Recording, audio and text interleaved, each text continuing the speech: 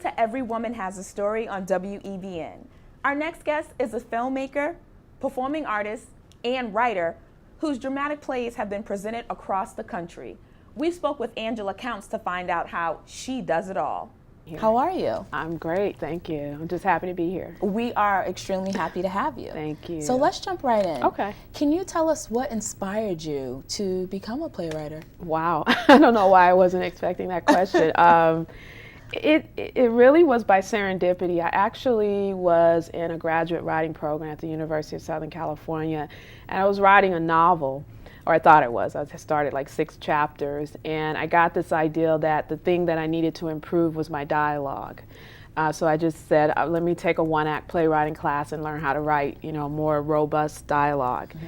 And then I just fell in love with the immediacy of people speaking and the dialogue moving the story forward. And then I actually decided I want to do this instead of finish my novel. Yeah. So I applied to the Graduate School of Theater at USC, and they accepted me, and I began a MFA program in playwriting. Wow, so your original passion was writing to be a novelist? Writing to write, to be honest with you. I also wrote for the school paper. I wrote for the USC Daily Trojan. I got into the journalism graduate program at USC. I was a poet. I think I'm a writer. I think that's really what it was. But in terms of where I wanted to spend my time as a graduate writing student, I felt that playwriting was, calling to me. So what is it about writing that kind of resonates with you? Having a voice. And to be honest with you, it's really that I heard certain people's voices in my head from growing up. My grandmother, who was from South Carolina, hearing her say, Angie, Tony, with her accent.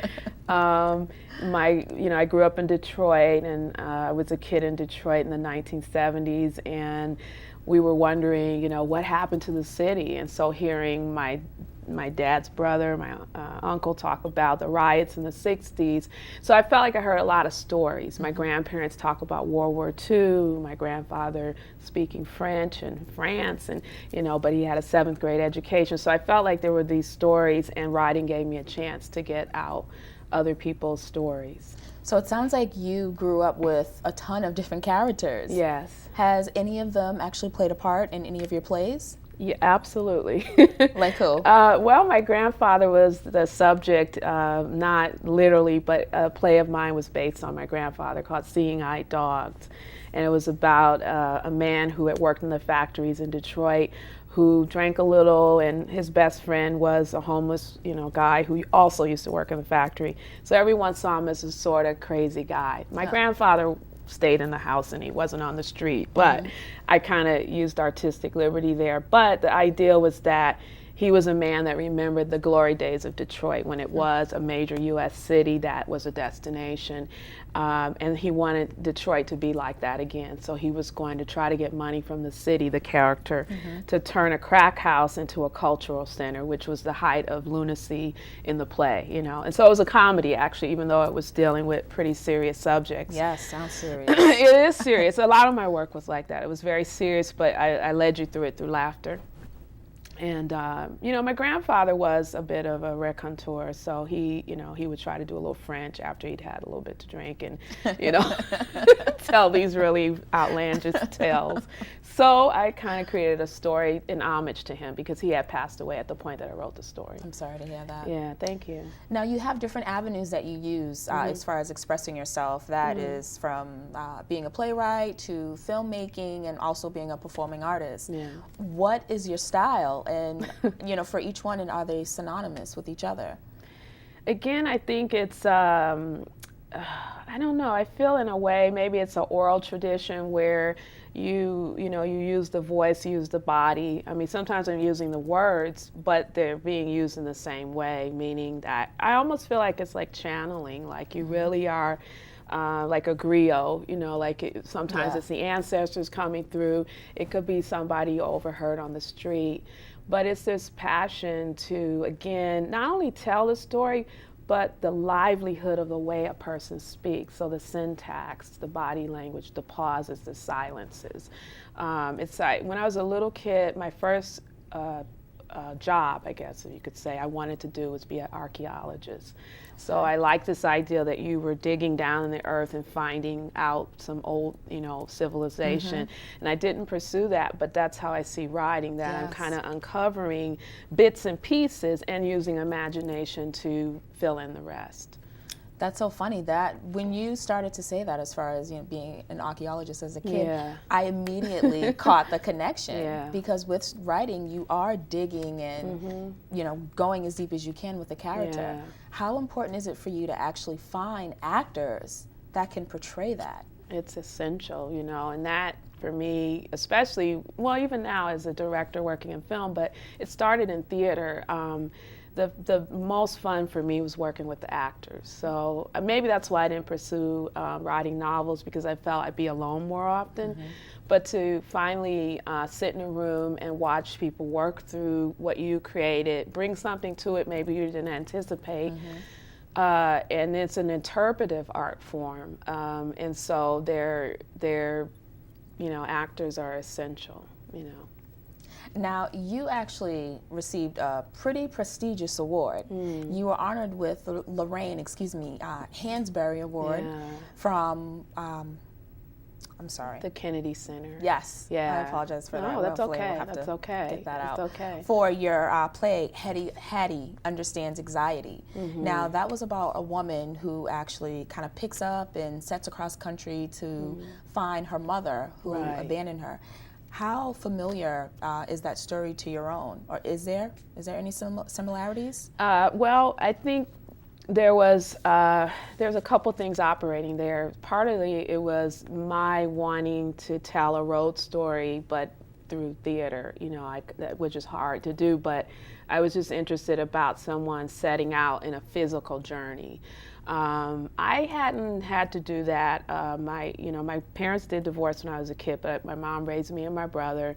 My dad was around early on, and there's a whole story in that, and maybe we'll get to that. But I never felt like I needed to get on a plane or drive anywhere to find anyone.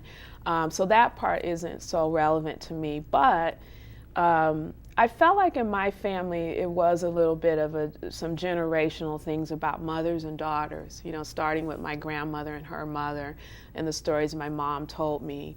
And my mom was a teenage mom. She had me when she was 17. And so I, in some ways, grew up with my mother. And so for me, the mother-daughter relationship was really important. And so I made it a literal longing for that connection by the mother being disappeared and the daughter looking for her. Wow. Now, you received great reviews on that. How did you feel about the outcome of the play? It was one of the best experiences of my life. It was hard, though, I have to be honest with you. I think there was a lot of pressure that I probably put on myself, but when I submitted it to the American College Theater Festival, I had already graduated, so they give you a 2-year window, at least back then they did, to still qualify. And so I didn't have a career as a playwright, so I felt like I really need to enter this play in order to get on the road to having that career. But at the same time, my school had to support it and put the resources in it, and I didn't want to let anyone down. Yes. And I never had a full production, so there was that as well. And then the judges come and they view, they come from, well, I don't know where they come from. They come from all over the country, but the Kennedy Center assigns 2 people to see the production. But literally my best memory is that a group of Black sorority and fraternity, mostly sorority, young women came. And the audiences up at that point had been respectfully silent and would laugh here and there. But when the Black sorority came, they sat in the front row and they talked back to what was happening on the stage. And normally you kind of feel like, oh, I don't want anyone to disrupt what's happening. But it was so affirming that, I remember one young lady said, oh, no, you didn't. She just was like, and I said, okay, that's it. Because sometimes I felt like I wanted to work through a lot about Black history. Like, people, for example, so this woman, Hetty, had a trunk that was the only thing left of her mother's, and she literally threw it in the car and drove with it. So she picked up this young guy on the road, and he's like, "What's with the trunk?" And when they got to the motel room where they were staying, he opened it up, and then he goes, "You have some of everything in here." And she said, "Yeah, some Kunta Kinte too." So it was like nowadays people, Roots is 30-something years old, but it's a part of the African American story in terms of telling it through media and our notions of slavery, So I kind of felt a responsibility as a writer to weave that into the work. So when she said, "Oh, no, you didn't," it was like, that's great, because ultimately I just want people to be entertained and be engaged, not be in their heads going, "Oh, yes, in 1865 this happened." Yes. So that was my favorite memory of that experience. So it was reaffirming that they got it. They did. So the message was as clear as day, and that let you know as a writer. They owned it. I did it, yeah. Yeah. Now, for anyone who is unfamiliar with Lorraine Hansberry, she is actually one of the youngest playwrights and the only, I believe, right, at the time, the only female African American at that time to win her play for Raisin in the Sun, which was amazing. So for you, it was kind of like you were that future generation of her at that time when you won. Yeah, she was such an icon for me, and my professor, who's still teaching at USC, Melina Hassey-Houston, she won the Lorraine Hansberry Award when she was in graduate school. And then there was another professor there, Dr. Ndesha Ida Mae Holland, and she had also won it. And they, Melina Hassey-Houston's heritage is Japanese, Native American, and African descent.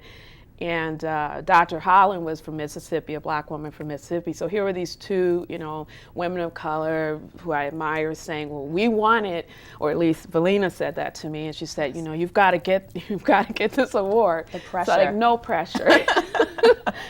So yeah, Lorraine Hansberry definitely was my icon, and what you were referencing was she won the Drama Critics Circle Award in 1959. And although I don't know, there might have been an African American woman who, certainly there were Black writers writing plays. In fact, my mom gave me a book of collected plays by Black women from the last 20th century, turn of the last century. But none, as you pointed out, were as young and had a play on Broadway to great acclaim and this major award. So yeah, that was major. So did you feel like you were being placed on the right path after winning that award? I felt pretty good. Yeah, I felt pretty good. In fact, I graduated from School of Theater, but I started out in a program called the Masters of Professional Writing, which is where I was starting a novel and thought I was going to be a novelist. And after I won that award, the then chair of that program invited me out for lunch, and he said, "How did we lose you? Why are you over in the School of Theater?" And he said, "But that's water under the bridge." He said, "You could be the next Lorraine Hansberry." So I remember at the time feeling this sense of destiny and history, all at once. Now, in the 90s, your career was in an upward trajectory. Yeah. You had just put your first play out in which you received the award, the Lorraine Hansberry Award for Hattie Knows Anxiety. And we have a snippet of you in a video, and you're actually looking up at a marquee with your play written in that marquee, and you just have this sense of pride, like you're beaming. What exactly happened? Because you ended up stepping away for a while. Can you talk about what caused you to leave the field? Well, the clip that you have is a few years after I won the award. In fact, quite a few years after I won the award. So what happened in between was I moved to New York City, and I was a fellow at New York Theater Workshop and wrote another play. But Jubilee Theater, which is a historic theater in Texas, the play's published, so they got the rights to produce it. And I just happened to find out they were producing it. So the clip is from 2001, actually, even though the play won the award think back in '94. So 7 years had elapsed and it had not been produced. That's probably why I have that look on my face, because that's like your baby, that's like your first child, right? Yes. So that also was a year when things really looked up. Flower Child, which was the play I wrote in New York, had also gotten into a major residency in Chicago. So those two things happened simultaneously. And then I ended up moving here because my other career was in higher ed. So I moved here to Boston. I was working at Suffolk University and I was getting settled in and hoping Flower Child would really take off.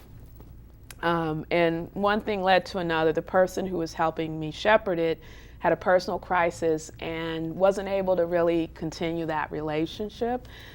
So I sent the play out on my own to some major theaters across the country that had requested it. Wow. So all I would say to young playwrights, or they don't have to be young, but people who are new to playwriting or kind of mid-career, take a breath, take a pause when that big moment happens, because what happened was it was what I've been waiting for. So I very nervously rewrote Flower Child. And I didn't have my advisor working with me to say, okay, let's pull that back a little bit. So I do think, had I just sent it out, the version I had completed in Chicago, I would have been in a lot better position to get some response. But I kind of did a crazy rewrite and poof, overwrote it, I think. And so although there were tons of theaters asking for it, I didn't get any bites, which is not unusual, that happens. But I also didn't even get like a reading. So it kind of was there. That was it. It was sort of dead in the water. I think I didn't step away immediately. I was commissioned after that to write another play. So another 4 years went by. And that play also was doing well, and we traveled with it across the country. And some other things happened where some things that were going to happen with that play did not pan out. I think what was happening was I was just having sort of aspiration fatigue. It was more, it's like the fighter, can you go another round? Yeah. You know what I'm saying? Yeah. And I didn't think I could, so I just stopped. But it didn't last for very long. I actually started performing my own plays. I started performing the monologues from The Edge of Blue Light, which is a play about a group of women who are HIV positive. And that led me into the performing part of my career. So I felt I left playwriting behind, but it just led me onto another path, more so than I stopped being an artist. Was it a path that you were expecting? No. I had all intentions of, eventually getting to some major regional theater. That was my goal with playwriting. But no, I actually started performing poetry here in Boston. I became a poet in residence at Union United Methodist Church, which has had a jazz series since the 1960s that's really well regarded. Wow. And I was their featured poet. I'm performing again there on March 29th. So they became my spiritual and my artistic home. And I started performing my own work, which was really very empowering. And so we removed the director, not to say the directors aren't great or actors, but it was just something so immediate for me to just mouth my own words. So no, it wasn't a path I expected, but it was a very liberating path. Wow. Yeah. Now, what made it so liberating? You might feel this in the work you do, but for me, I wrote a monologue called Oops Upside Your Head, the Los Angeles monologue, and it was about my family moving to LA in the late 70s, and my mom's then husband, I won't say his name, but anyway, I call him Lester. Okay. I mean, he's a very nice man, and we're still in touch with him, but I'm just saying I won't say his name. But anyway, I wrote a story about being this black kid, young black girl from Detroit, and suddenly I'm at practically all Jewish, very wealthy, private, exclusive school in Los Angeles, and I'm the only one of 2 black students, and the other one's rich, and I'm not. We're just middle class. In the 70s, on top of In it. the late 70s, Wow. right? And we got the little school bus, and we go around to Beverly Hills, and the maid opens the double doors. It was like Dynasty, if you guys know that show from the 80s and 90s. It literally was that, the rolling lawns, and it really, if you're insecure, it definitely will make you feel insecure. Yes, I'm sure. So again, I dealt with it in humor, because George, I said he was a throwback to the 70s. And 79 was sort of now getting into 80s, and he was still dressing like, with the platform shoes, big, afro, and he drove a real big powder blue Cadillac. And the crux of the story is that I'm trying to fit in this Jewish, all-white, rich school, and I'm liked, but I don't necessarily feel at home. Mm-hmm.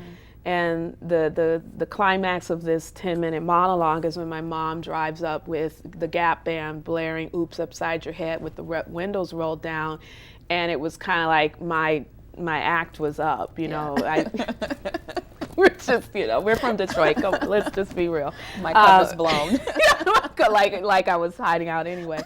So to answer your question, I performed that at Harvard Medical School. The students there every year do a Black History Month series of things, and it culminates in a big show.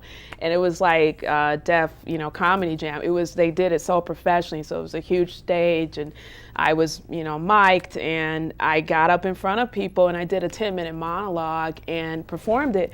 And it's just almost no thrill like it in the world. So that's really what kind of got me, the interaction with the audience. Nice. Now, you were actually speaking of Harvard. I wanted to talk to you about Dead Men Walking. Okay.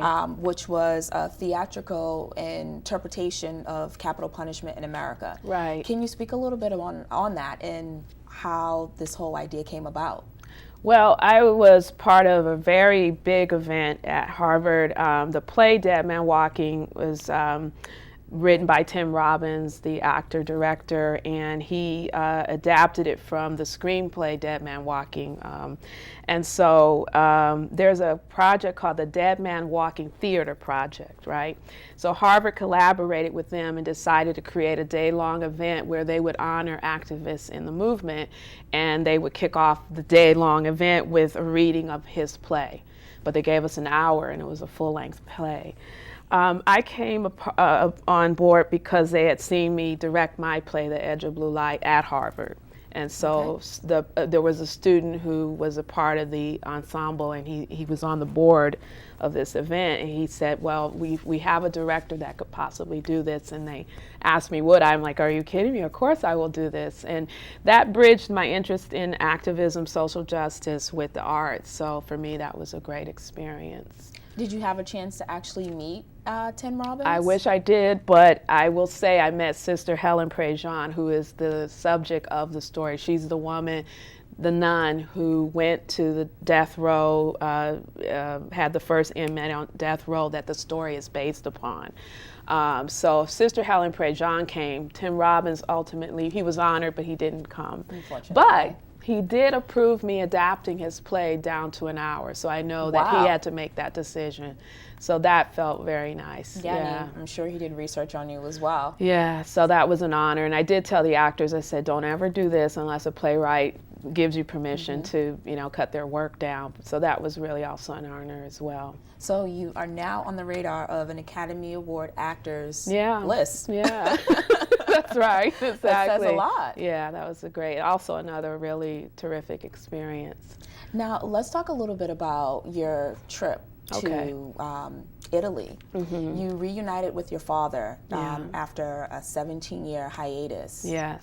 Can you talk a little bit about the emotions that were flowing through you at that time? I'm sure there were really incredible. A lot. Yeah, my dad. So think about this. So both my parents were young when they had me. So my dad, I think, was 18 when he had me. So my memories of my father are a young man. And at that time that we met, I think he was probably 60. But the last time I saw him, he was like, I guess, in his early 40s or something. And how old were you? I'm sorry to cut you off. No, that's okay. I was, I think I was 42. Yeah. When you saw him? When I saw him, right. How long before, though, prior to the 17 years, so you were around? I was 25. And I saw him for about an hour or two. So in the height of your adulthood? Yes, I saw him when I was 25 and briefly. And then prior to that, the last time I saw him, I was 19. And that also was brief. And then prior to that, we were actively father and daughter last when I was 14. So, and what's odd is my brother and I don't have the exact same story. My brother lived with my father and he had 5 more children with my stepmother, and so they sort of grew up with my brother. But since most of them hadn't seen me since I was 14, and I'm the oldest, some briefly saw me before they moved. They live in Saudi Arabia. But so I was the one that the family didn't know as well, at least his children. And so there was a lot, not only of absence with he and I, but I felt like the absent member of that part of my family. Yeah, so there were a lot of emotions. It was scary, you know. I had never traveled to Europe. I'd always wanted to, but I hadn't. So Italy was my first trip to Europe.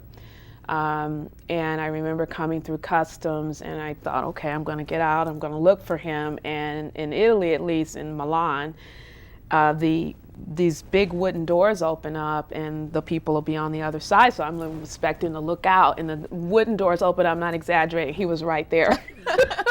So I'm looking to the right, to the left, and then I realized, oh my God. And I don't think a person could smile more than he smiled, and he was just there. Yeah.